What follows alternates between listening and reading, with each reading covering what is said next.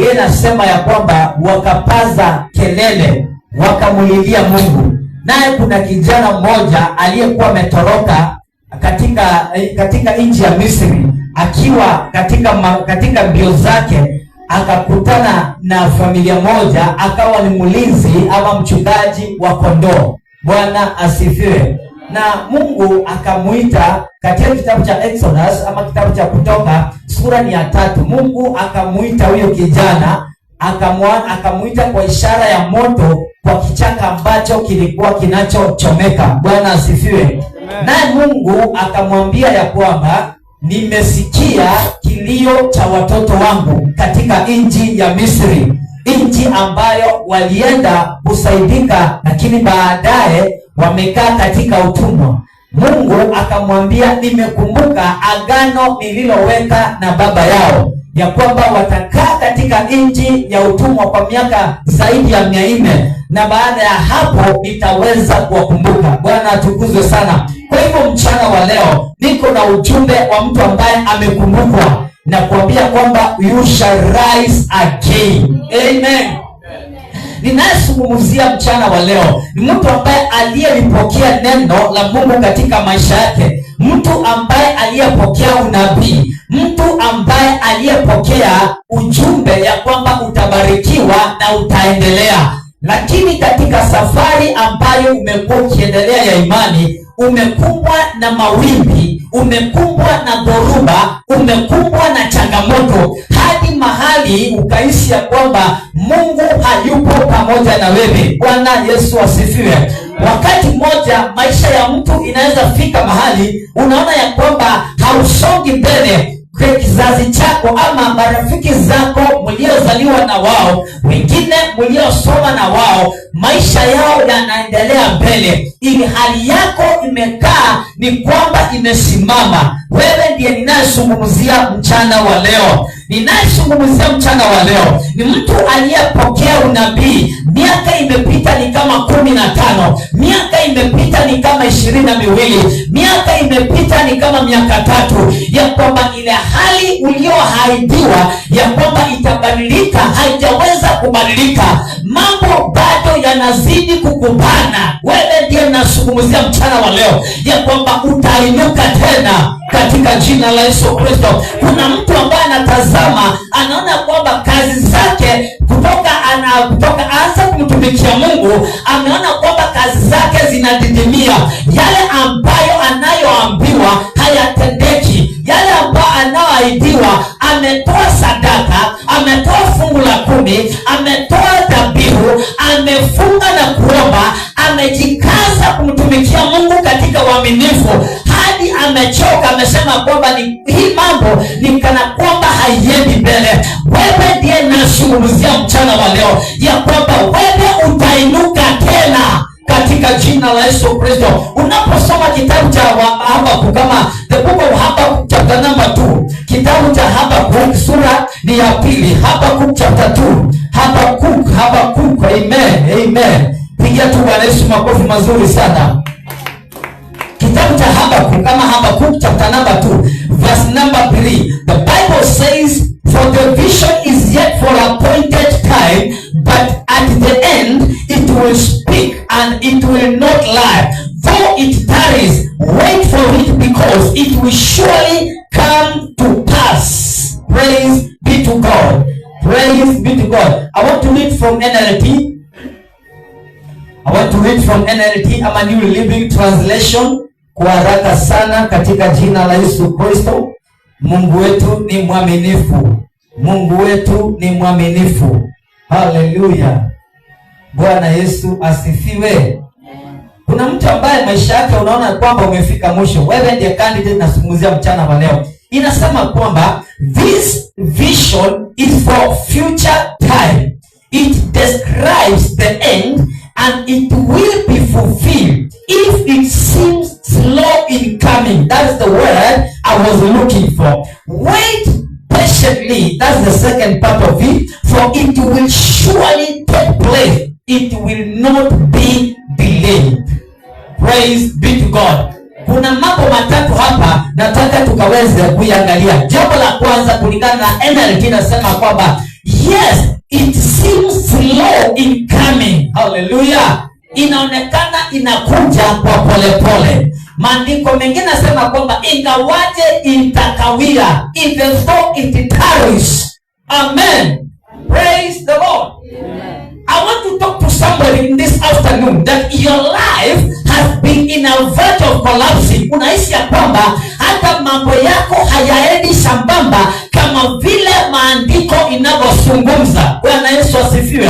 Wakati mmoja kuna jamaa aliyekuwa katika birika kwa miaka 38. Biblia inasema Yesu mwana wa Adamu alipofika katika hilo birika, ili hali akijua jamaa amekaa hapo miaka 38. Hallelujah. Alimuuliza, je, wataka kuwa mzima? Leo sitaki tutazame vile jamaa aliweza kutoa hayo maswala. Bwana atukuzwe. Vile jamaa alianza kujitetea, sitaki kuongelelea hayo. Nataka niangalie kile kipindi ambacho amekaa katika lile birika. Bwana Yesu asifiwe. Ukirudi katika maandiko ambako tumesoma, Biblia katika in the book of NIV, in this NIV version, nasema kwamba it seems slow in coming. Hallelujah. Hallelujah. Inaonekana inakuja pole pole. Biblia inasema kwamba huyu jamaa alikaa miaka 38. Na I hope some of us ambao tumepita hiyo miaka 38, saizi ukijaribu kuangalia hiyo miaka ya 38 saizi uko kiasi gani, uko mzee kiwango gani, unaweza jua. In other words, kulingana na ile hali ambayo huyu jamaa alikaa, inaonekana alikuwa amezaliwa mbele ya Yesu Kristo, na baada ya Yesu kuzaliwa, kwa sababu alifanya kazi miaka 30. Kwa hivyo kabla ya Yesu kuzaliwa, jamaa alikuwa katika hali hiyo. Na mchana wa leo nataka nikuhimize mpendwa, ingawaje mambo ambayo umehaidiwa na Mungu unaona ya kwamba hayatimii, nataka nikuambie mchana wa leo, ndiyo inaonekana inakuja pole pole. Kilicho cha maana ni kwamba inakuja. Bwana Yesu asifiwe. I am using NLT. Inasema vizuri ya kwamba it seems slow in coming. Amen. Amen. It seems slow in coming. The Bible says this way, if it seems slow in coming. I want to say, and I want to take this as an example. When you talk about slow in coming, it means there is a movement, but though it is very slow. Amen. Now, when you talk about our God, the Bible says, Mungu wetu sio mwepesi, ni mwingi. Hey. Our God is slow to anger. Mungu wetu si mwepesi wa hasira.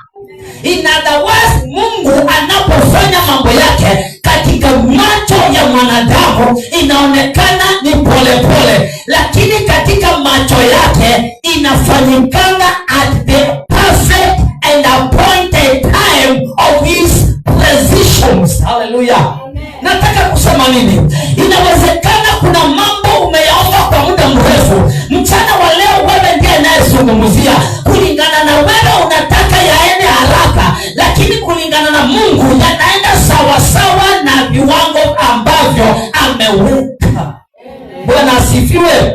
Ya kwamba utainuka tena. Ni mtu ambaye kwa wakati mmoja uliona umesonga, lakini kwa sababu ya changamoto, kwa sababu ya matatizo, kwa sababu ya mambo ambayo yamekubana. Manake katika dunia tunaoishi saa hizi, watu wamebanwa na mambo mengi sana. Watu wamefinywa na mambo mengi sana. Kuna mwingine akikufungulia moyo wake amefinywa sana na magonjwa. Unapata leo ni huyu anaenda hospitali, kesho ni mzee, kesho kutwa ni mama, hiyo siku nyingine ni mtoto. Unapata kwa wiki moja ama kwa mwezi moja amekumbwa na majanga ya magonjwa. Lakini mchana wa leo Bwana amenituma kwako nikuambia kwamba utainuka tena. Ingawaje magonjwa yapo, ingawaje matatizo yanakubana kila sehemu, bado Mungu anakuwazia mema na uko katika kalenda yake. Amen. Amen. Praise be to God.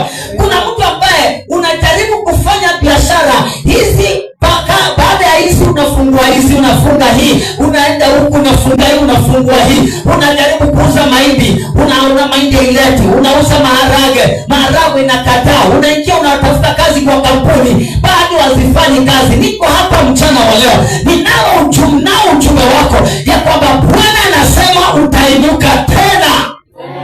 Bwana atukuzwe sana. Lakini kile kitu anachokizungumzia hapa, anasema ya kwamba ngojea, wait patiently. Ngojea kwa saburi. Ngojea kwa saburi. Kitabu cha Isaia kinasema kwamba wanaomngoja Bwana, hiyo ni Zaburi, yes. Wanaomngoja Bwana ni kama mlima Sayuni. Bwana atukuzwe. They are like Mount Zion, those who wait upon the Lord. Because every vision you have, for every vision, for every desired word of the Lord in your life, lazima ikuwe na majira ya kujaribiwa. Na kipindi cha kujaribiwa, hapo ndipo watu wengi tunakufianga moyo. Wakati kipindi cha kupita kwa moto kinaposhuka, hapo ndio watu wengi tunasema hata neno la Mungu halifanyi kazi. Wakati uko katika kipindi cha matatizo, ndiposa unaanza kushuku hata mhubiri, unashuku hata mumeo, unashuku hata mke wako. Kila kitu karibu na wewe kinaonekana kuwa ni matatizo. Ukijaribu kuangalia, lazima unaona kwamba mambo hayaendi vizuri. Ni kwa sababu labda ni mume wangu, labda ni mke wangu, labda ni watoto, labda ni sadaka ninatoa. Mwingine anasema nikitoa sibarikiwi, nikitoa mambo hayaendi vizuri. Wacha nikwambie mpendwa, mchana wa leo, wewe uliye katika kipindi cha kujaribiwa, kunayo siku utaamuka tena. Haleluya! Haleluya! Kuna mtu mwingine anaona ya kwamba maisha yake hayana mwelekeo, maisha yake hayana nafasi. Ulisimama ukatoa nadhiri, ulisimama, Bwana akakuahidi ya kwamba nitakuwa pamoja na wewe mpaka mwisho wa dahari. Lakini ulipoanza process ama safari, mambo yakageuka.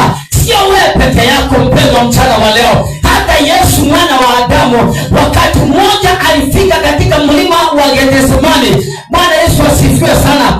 Akiwa pale, alipotazama mbele akaona kuna taji ya miba, alipotazama mbele akaona kuna msalaba, alipotazama mbele akaona kuna mijeredi, alipotazama mbele akaona kuna kutungwa mkuki katika pafu wake, alipotazama mbele akaona kuna safari ya kubeba msalaba akielekea Golgotha, alipotazama mbele akaangalia yale yaliyopo mbele, mpaka akamwambia Mungu, hii mambo imekuwa mzito sana, hii mambo haiwezekani.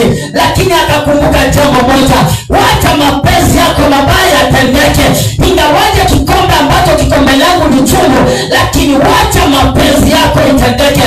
Maandiko inaniambia siku moja alipofikishwa pale msalabani, anapoangalia akaona mama yake analia, alipoangalia kwa mbali akaona hata Mungu amemwondokea, mpaka akatoa sauti akasema, Eloi Eloi lama sabakthani, ya kwamba Mungu wangu mbona umeniacha? Nami mchana wa leo nimekuja kuzungumza na mtu ambaye hako katika kiwango hicho.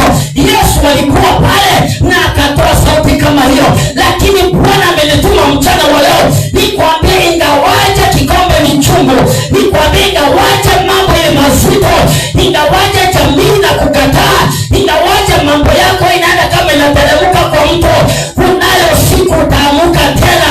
Kunayo siku utaamuka tena. Sema yes! Maandiko yanasema kitabu cha Ayubu sura ni ya 14 mstari wa 7. Chapter 4 and verse number 7.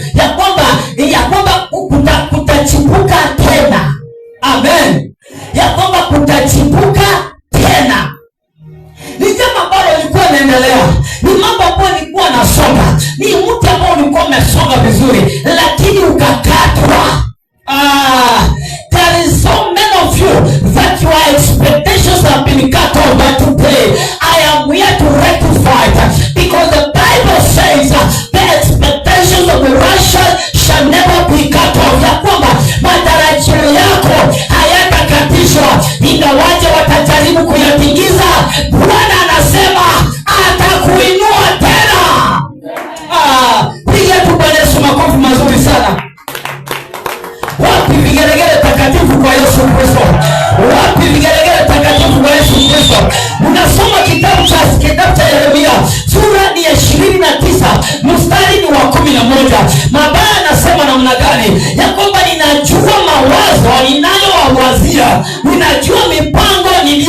leo. Kumbuka watu ambao wanaandikiwa hii barua, watu ambao wanaandikiwa hili neno, ni watu already wako katika nchi ya utumwa.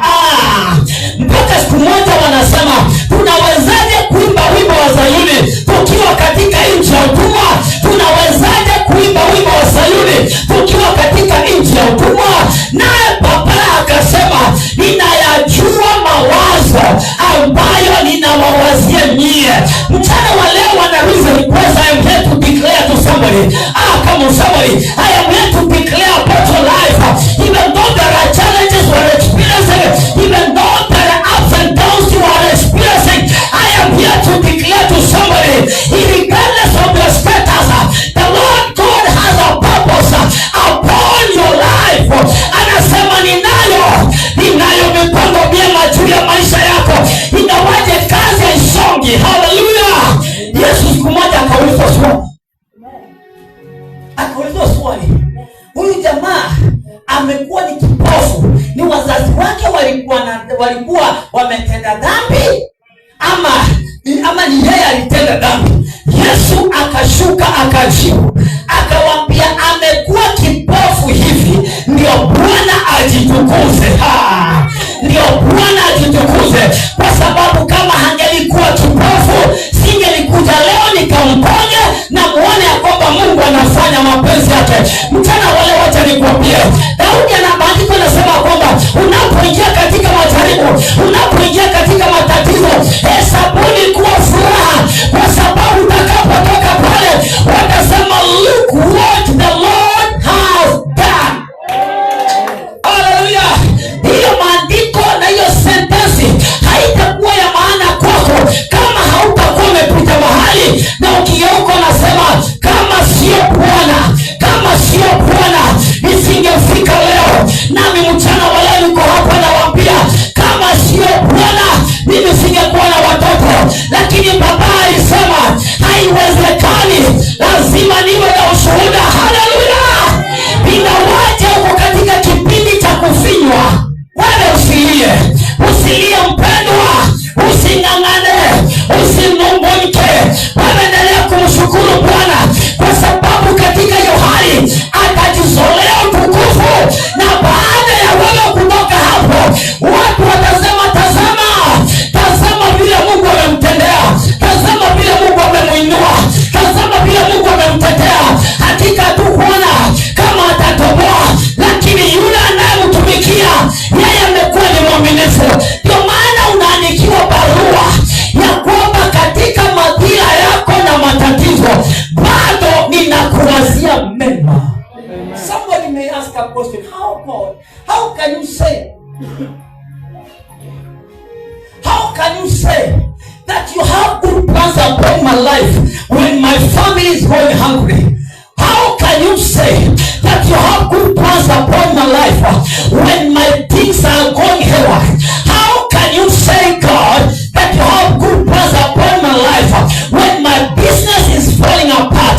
How can you say, Father, that you have good plans upon my life when even my career-wise I am being destroyed? How can you say, Father, that you have good plans upon my life when my own health is deteriorating? Today I am here to declare that despite what you are experiencing, you shall rise again.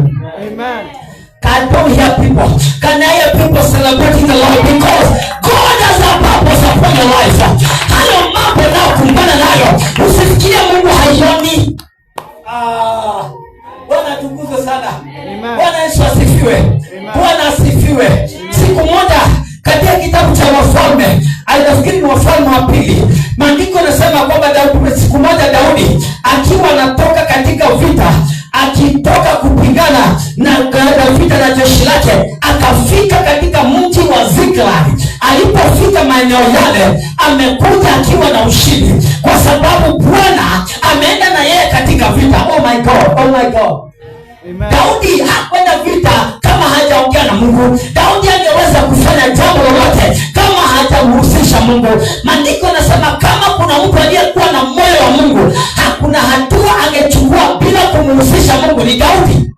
Wacha wale ambao nafikiri Kama ni ndoa tu unaingia ukiwa ndani na unauliza Mungu, Mungu mapenzi yako namna gani, already uko ndani. Daudi alikuwa anauliza swali. Sio kama wewe labda unaanza biashara tu. Ukiwa kwa biashara ni unaanza kuuliza Mungu, mapenzi yako ni yapi? Daudi angeanza biashara kama hajamuuliza Mungu. Lakini pamoja na hayo yote, baada ya kutoka kwa vita amerudi, amepata wake zake, watoto wake, mali yake yote imeporwa. Bwana asifiwe. Alipata everything has been taken away. And you are from the battle and God has sent you. Oh my God. Na hisi kuzungumza na mtu hapa. Hiyo kazi ambayo ulianzisha, hata kama iendi vizuri, wewe wacha kulia sana. Daudi alifika hapa akaangalia wale wanajeshi waliokuwa pamoja na yeye. Maandiko yanasema wakamuinukia, wakimwambia umetupeleka kwa vita, tukienda kupigana kwingine na sisi wake zetu na mali yetu inachukuliwa. Huyu Mungu unayemtumikia ni Mungu aina gani? Mbona angekufikiria kwambie kwetu kumepangwa turudi? Naona wakimsaidia meno Daudi. Lakini kuna kitu moja Daudi alisema. Maandiko yanasema kwamba and he encouraged himself in the Lord. Alijitia moyo katika Bwana. Akaenda kwa magoti akamuuliza baba ya kwamba wewe unasema namna gani? Wacha nikwambie, baada ya Daudi kujibiwa na Mungu, the Bible says and God told David, oh yes, oh go pursue them, overtake them and recover all. Hallelujah. Alimwambia wafuate, uwapite na uregeshe kila kitu. Wacha nikwambie mpendwa, mchana wa leo, yale ambayo yamekuponyoka mikononi mwako, nimetumwa na Jehova mchana wa leo. Nimetumwa na Jehova ya kwamba lazima utainuka tena. Lazima utainuka tena. Lazima utainuka tena. Hata katika hiyo jamii yenu wanaona ni kana kwamba wewe haufai. Wewe Bwana amekuweka na atakuinua tena. Oh my God. Itafika place they will never make a decision without confirming from your side what are you about to say, because wakati Bwana anakukumbuka. Manake mtu akiwa katika mabila hanaga marafiki. Mtu akiwa kwa matatizo, hata wala ambao ni the closest friend wanamtoroka. Lakini kuna kitu moja nimejifundisha. Wakati mwingine Mungu anaacha upitia hali. Hiyo hali unayopita, wewe unaona ni kama unaumia, lakini baba anajua.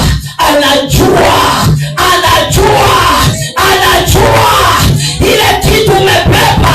Oh my God. Na mimi naishi kuambia mtu mchana wa leo, kulingana na matatizo unayopitia, hivyo ndivyo hatima yako ilipo.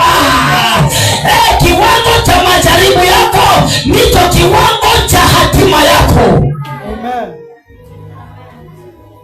Oh my God.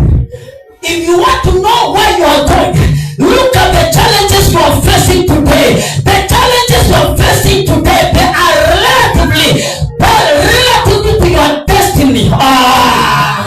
Ya kwamba kuna mtu waka nikwambia, wao usiseme ya kwamba ni majaribu yangu. Wao ukijaribu kuangalia mbele, nyuma panda pale, ila matatizo tuko nayo peke yake ni rent. Wacha nikwambia hatima yako inatosana na rent. Hallelujah.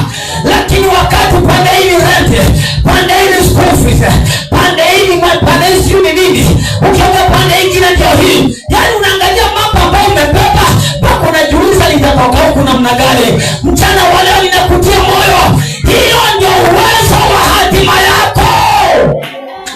Hallelujah. Ambia mwenzako hapo, utainuka tena. Praise be to God. There is a man called Samson. The Bible says, wakati akapeana siri. Unajua watu wengine mnaangamia kwa sababu ya kufunua siri yenu. Hallelujah. Unaangamizwa kwa sababu ya kufunua siri yako. Unapata a close confidant, mtu ambaye ni karibu, kumbe umekaa na Delila. Wacha nikwambie mchana wa leo, ndio Delila watakuwa, lakini tunaye Roho Mtakatifu wa kutusaidia. Maana Mungu anafanya kazi na watu wanajua kuweka siri. Maana yeye ni Mungu aishie katika siri. He dwells in the secret, in the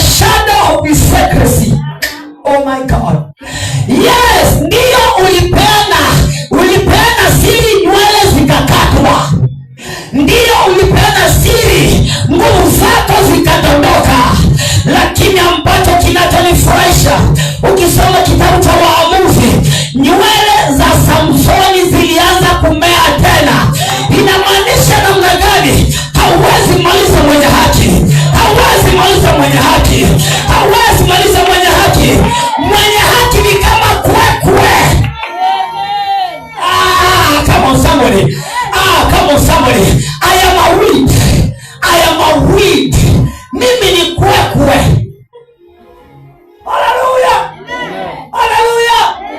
Unapolima shamba unang'ong'oa kabisa, unafikiria kwekwe umeimaliza, kumbe imebakisha mzizi pale chini. Wale wakati unaona shamba liko namna hii, unakaona ndio kametoka shua. I declare to somebody today that even though your things have been down, today receive a comeback. Receive a comeback. In the name of Jesus, receive your comeback. In the mighty name of Jesus Christ. Maandiko yanasema kwamba mateso ya mwenye haki ni mengi sana. Mateso ya mwenye haki ni mengi. Kuna kitu moja kinanifurahisha, lakini haleluya, mahali popote unaposikia lakini njoo kunao tumaini. Oh my God, oh my Father, ukisikia but the afflictions of men are the afflictions of the righteous, but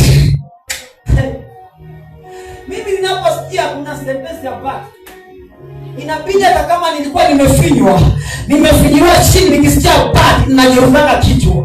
Hallelujah, because there is hope.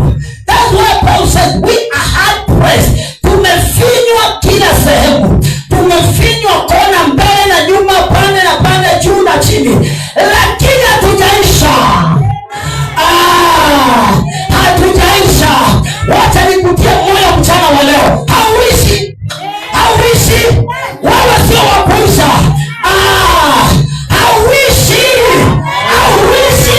Sijui niseme namna gani. Wewe sio wa kuisha. Wakifikiria uko chini, wakifikiria uko namna hii, wanafikiria umeenda, wanasikia wewe ndio huyo. Umeamuka tena.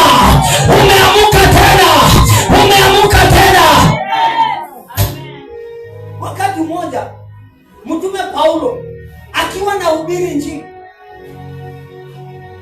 watu wakakatika mioyo yao, wakasema hii jamaa mbona na hubiri Injili na kaa kama namna hii. Wakamtoa nje ya mji, na maandiko inasema walimpiga mawe. Wewe utapigwa mawe bado. Walimpiga mawe, wakagonga yeye vizuri. Kama kulikuwa na majamaa wamekula vizuri, walibeba ile mawe kubwa, wakisema huyu kitu, wakapiga kabisa, wakapiga mpaka wakadhani wamemaliza. Kumbe kama Bwana hajasema ameanzana wewe, wote wanaojaribu hakuna kitu watatoboa. If God has said that, has not said yes, even all that itakuwa ndo making. Bwana asifiwe. Wakiwa wamefikiria wamemaliza jamaa, maandiko yanasema Paulo akaamuka tena, akarudi mjini. Pahali penye walifikiria wamemaliza, wakapata jamaa amekuja na Injili. Haleluya, haleluya.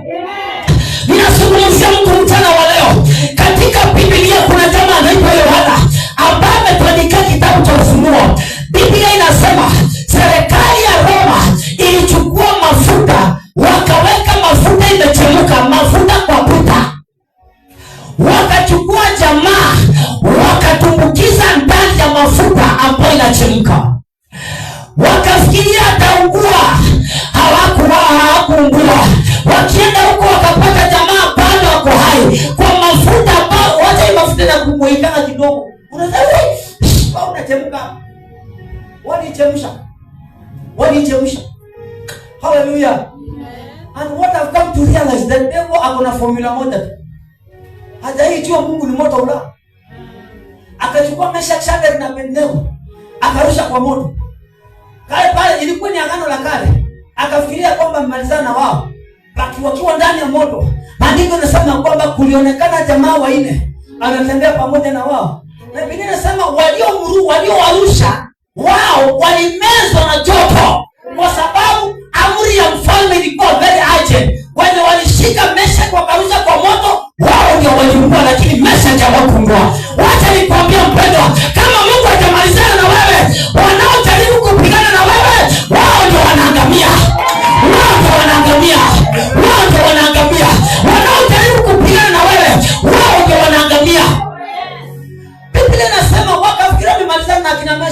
Mfalme akashtuka, kai, nimeona mtu wa nne. Hebu watoe hao watu. Na maandiko inasema hata harufu ya moshi haikuwa. Mungu wetu ni moto ulao. Hata harufu ya moshi hakuna. Wewe unanukanga kitunguu kipika nyama, na wengine wananukanga gasi, wengine wananuka moshi, lakini wao hawakunuka hata kidogo, wala unywele wao haukungua. Ibilisi yeye ni mjinga. Wacha nikwambie, wanachukua Yohana wanaweka mafuta, the same process. Ndio maana Paulo anatuambia hakuna jaribu ambalo linakupata alitapata wengine. Wakaleta mafuta na puto wakaweka. Hiyo mafuta ikachemuka vizuri, wakachukua Yohana wakarusha ndani. Wakangoja jamaa aungue, hakuungua. Ilibidi wamuite, Yohana toka. Yohana akajitoa mwenyewe kwa mafuta. Haleluya! Ninaona mtu akitoka kwa moto sasa. Ninaona mtu anatoka kwa hali hiyo. Ile shimo umekuwa nimeona ukitoka. Nimeona unatoka. Maana unainuka tena.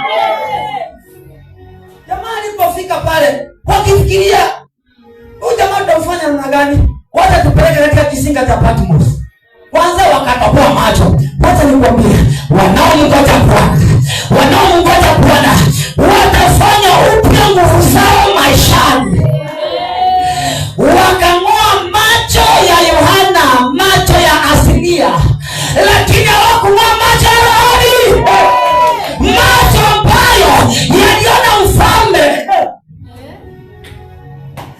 macho ambayo yalikuwa naona mfalme wa Ashuru akiwa pale bedroom akipanga kuja kupiga Wasamaria. Wanapofikiria watamkuta Elisha, lakini wanapata siri imefichuliwa. Haleluya! Mpaka mfalme akauliza, kwani kuna msaliti hapa? Let me tell you, the enemy, the devil is very foolish. Kwa sababu mfalme aliambiwa kuna mtu wa Mungu katika huo mji wa Samaria. Mfalme, bwana wangu, hata jambo unalolipanga bedroom wako analijua. Na the same man ambaye unapanga bedroom unamjua, ndio unapanga kwenda kumsifu. Haleluya! Wacha nikae hapa kidogo. Haleluya! Yaani iko hivi. Mimi ninajua wewe sikuwezi vita. Na umejua nitakupiga. Na umejua utanitoboa, sitakutoboa. Na bado napanga kuja kupigana na wewe. Kwani mimi ni mjinga kiasi gani? Wewe unaanzisha vita ambazo unajua huwezi. Halo? Wanapanga kule petu. Na wameenda wanataka kutamka jamaa. Biblia inasema walipofika pale, Elisha alikuwa amelala. Elisha alikuwa kwa usingizi. Ingeanza kutokea nje. Akaangalia akaona tumezingirwa. Bwana atukuze. Yesu aliporudi kumwambia Elisha, mtu wangu, bwana wangu, tumeisha. Elisha alimwambia, baba, fungua hii jamaa macho aone. Elisha alipofunguliwa macho, aliona mzunguko wa jeshi la mbinguni. Wacha nikwambie, wanapotoboa macho ya kawaida, maana ya kiroho hawawezi. Ya kawaida wakitoa unapati bado unaona. Oh my God. Wakatomoa jamaa macho. Biblia inasema akampeleka katika kisinga cha Patmos. Kule kisinga cha Patmos, wadadisi wanasema ya kwamba kule kuna joto jingi. Wajinga sana. Mmemtoa kwa mafuta inachemuka na mnampeleka kwa joto jingi atakufia huko. Yaani unatoa mtu kwa moto ambayo iko over 300 degrees Celsius, unampeleka kwa moto iko 50 degrees Celsius. Utainuka tena. Jamaa wakamwacha pale, wakifikiria atakufa. Siku kadhaa zikapita. Walipokuwa wanakuja wakimtafuta Yohana, Ufunuo wa Yohana sura ya 1 anawaambia, siku ya Bwana nilikuwa katika roho, na mtu anasema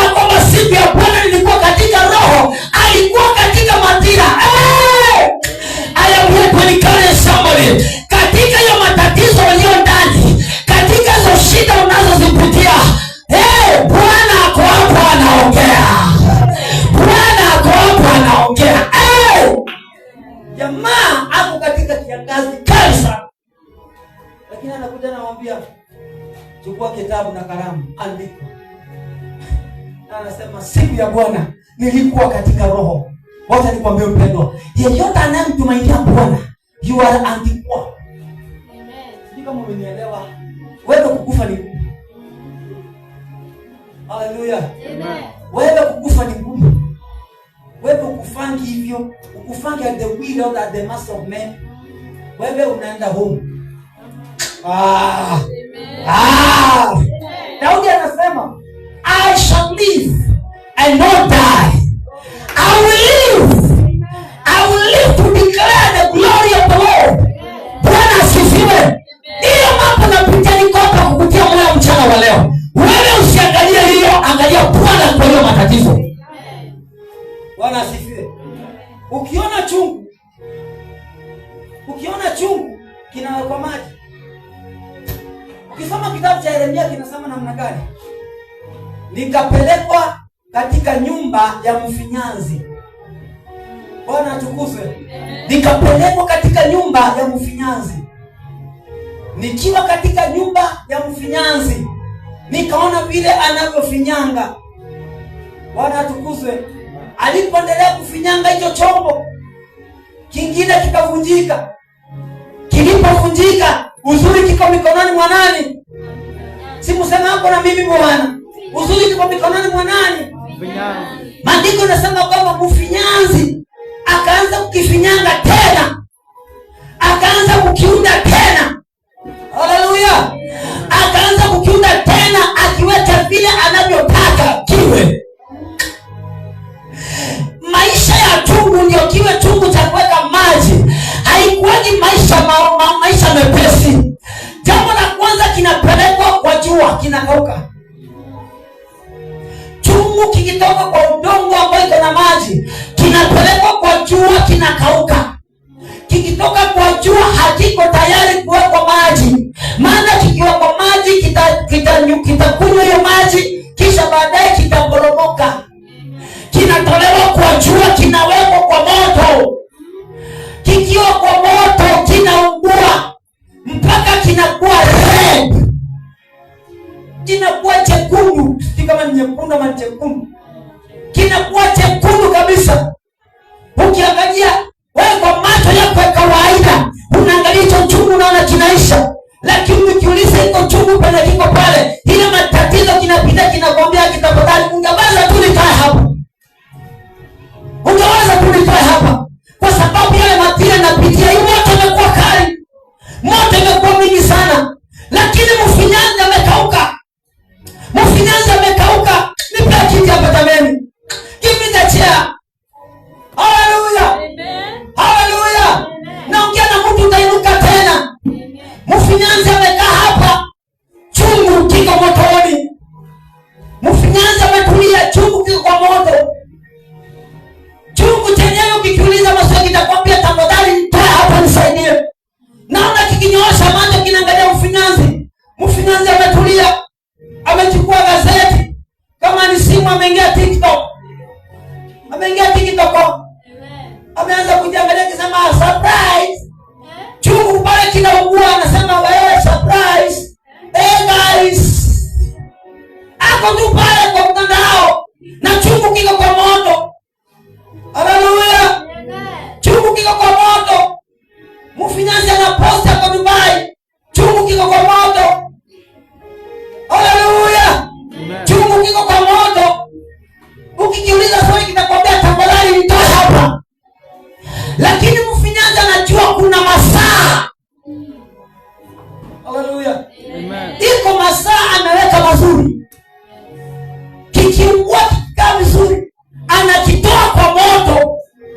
Anakipeleka process ya kupoa.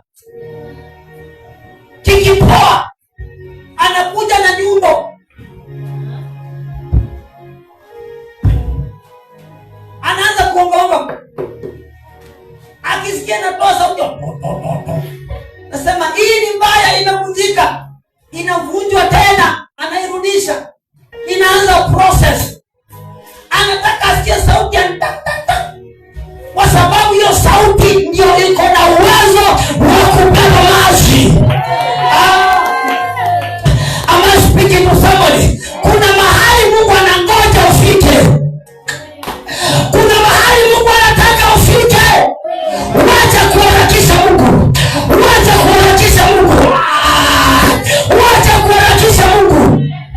Kuna mahali Mungu anangojea. Kuna mahali Mungu anangojea, anatulia. Anatulia. Bwana asifiwe. Maisha ya watu wengine ni kama gari limetanga trailer. Na kuna maisha ya watu wengine wanakaa kama kapasano. Where you are going and what you are carrying is directly positive or negative towards the challenges you are facing. Gari kama trailer ndio iondoke, sababu ni ya kubeba mizigo. I pray that you hear and receive this revelation. Gari kama trailer, kwa sababu inakuwa imebeba tani zaidi ya 20. Dereva anapogurumisha, anaiacha hapo, inaenda tu. Dereva anatoka, anaenda anaitisha kama ni soda kwa hoteli, anakaa chini, anaanza kunywa soda. Hana haraka, hana haraka, ametulia. Haleluya! Ametulia pale. Ikiwezekana anaitisha kama ni chips kuku, anaitisha tena chips kuku. Ile kitu kwa posto anaitisha, anaanza kukula. Pale nje gari inakuruma. Anangoja ipandishe hoi. Anangoja ipandishe hoi. Ukiuliza ile gari nauliza, huyu jamaa mbona ananipea mateso namna hii? Ananiacha kumshinda. Na yeye anaenda shughuli zake. Naona wenzangu ndio wamepita. Nyua. Mimi hapa tu. Sasa Mungu, uko na mipango gani? Jamaa mboka anakunywa soda. Haleluya! Jamaa ametulia tu. Ataiacha kama dakika 30. Kama 30 minutes. Haleluya! Wale ambao wako na haraka, haleluya. Wale ambao wako na haraka kama tupujo, kama tuprado. Kana huruma tu kameenda. Kameenda. Ni kwa sababu capacity kamebeba ni dogo. Ile kitu kamebeba ni kitu kidogo, hakitaki maandalizi mengi. Haleluya. Ile masaa dereva atakuja, akishamaliza juu imepandisha oil. Anakuja nasikia anafanya ngarang.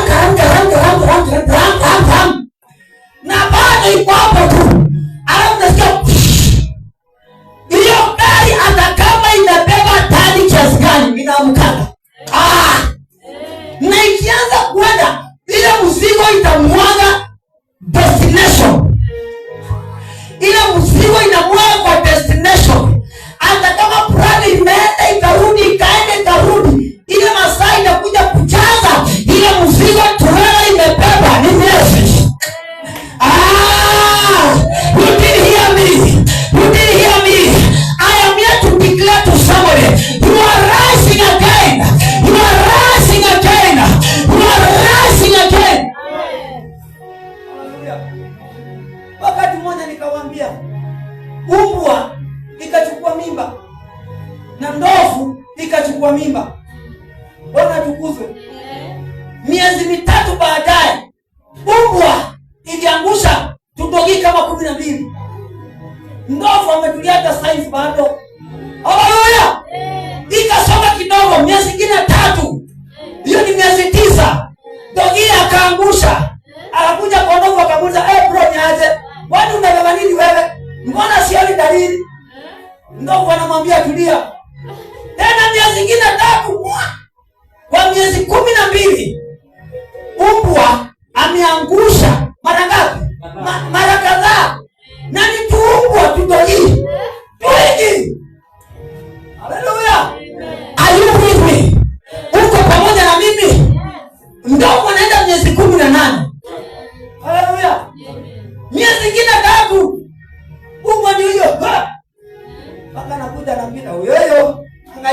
yangu hapa.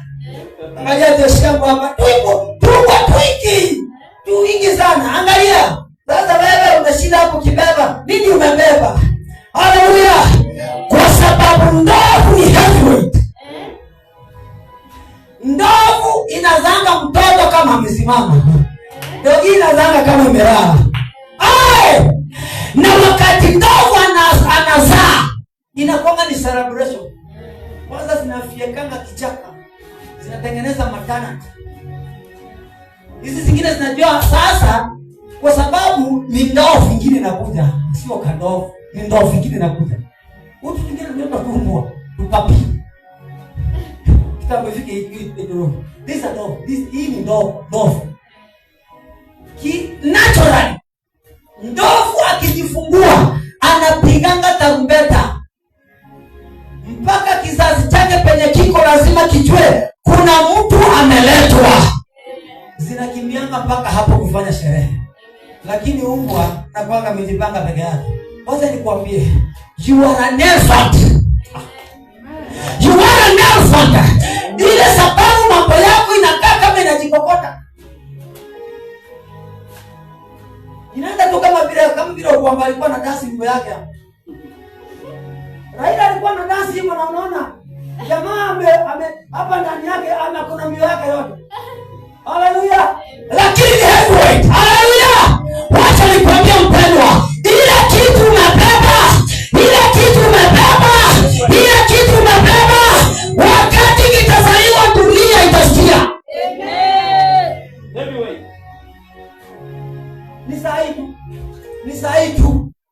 Ni sahihi tu unaonekana. Wanakuangalia tu unaangalia. Julialewa na Jemo. Sasa wewe Jemo ni nini sasa? Sasa Jemo ako na nini? Maana mimi niko na Mado. Mado amenipeleka out. Mado amenipeleka coast. Mado ameniambia nilipia ndege. Mado amenipeleka msiju wapi? Mado na wewe sasa Jemo wako unakaa unajihurumia sasa mimi. Kwani did I make a mistake? No. You did not make a mistake. Tunaangalia kuna watu wengine unakanga na wao marafiki zako. Wanaongea mpaka unaona watu wengi wewe wanafundisha. Mpaka unakaa tunaweza kuona you made a mistake. I'm here to tell you today, you did not make a mistake. You did not make a mistake. Wala ni ndovu. Kwani miezi 3 hata mimi naonekana. Miezi 6 hata tumbo inaonekana. Na kwanza ndovu ndio kama iko na mimba hapa ina. Kwa sababu yenyewe ni yenyewe ni basi. Hata kuna wadada wengine Mungu amewanemisha. Wase wengine kama za watu wengine mnajuanga. Unapata dada kuna mwili yake mzuri hata unaona kama hapo sawa. Wao unakuja kusikia wewe.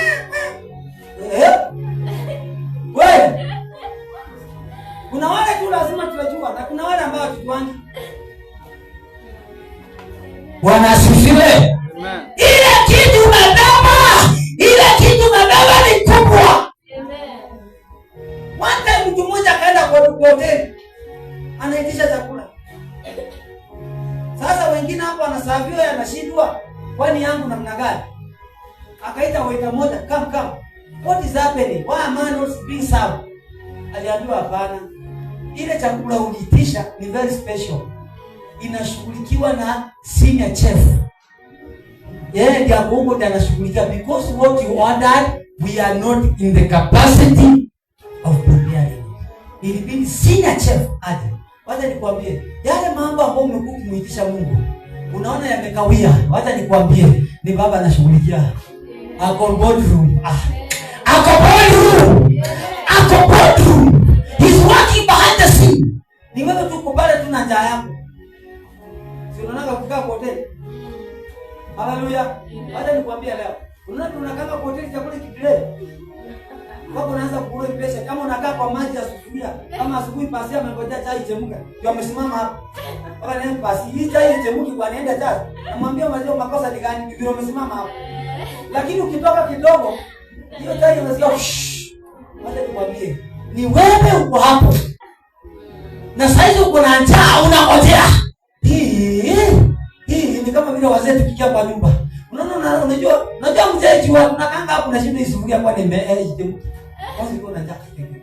Watu wanazunguka hapa na simu nyamaza bwana. Si ati watu kuna shida. Ni huyu mzee ako ndani anauliza, si hapo nyamaze ndio at least chakula kuja haraka.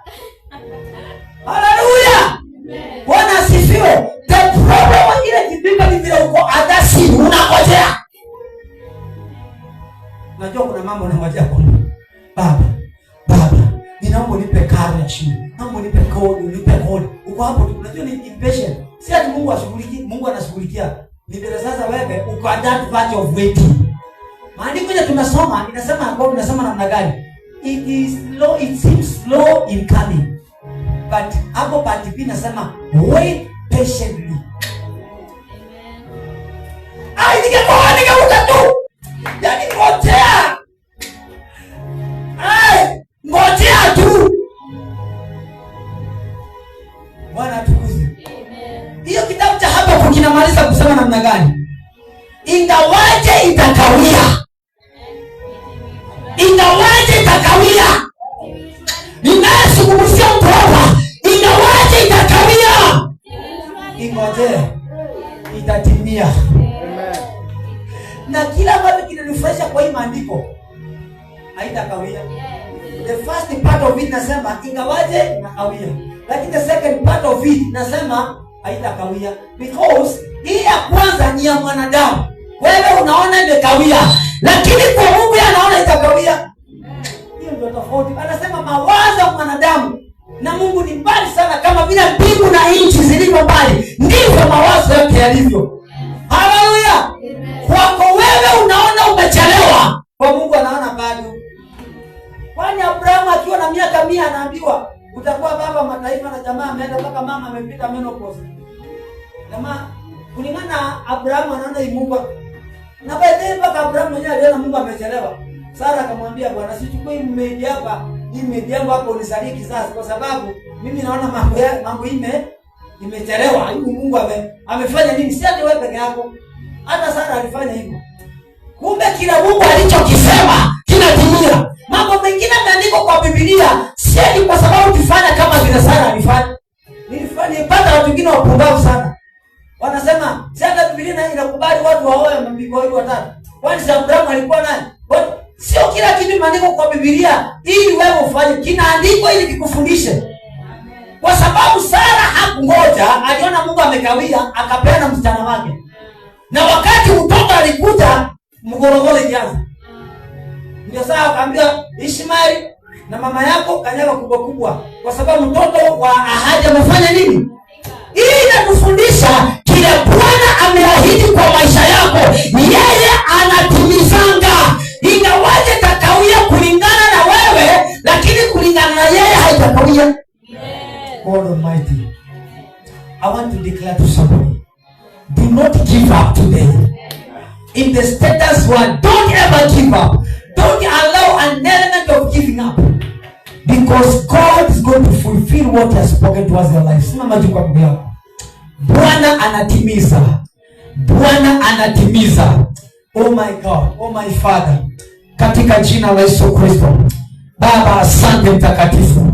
My God and my Father. In the name of Jesus. In the name of Jesus. In the name of Jesus. Just open up your mouth. Ninajua kuna maswala ambayo yamekusumbua. Ninajua kuna mambo ambayo yamekuwa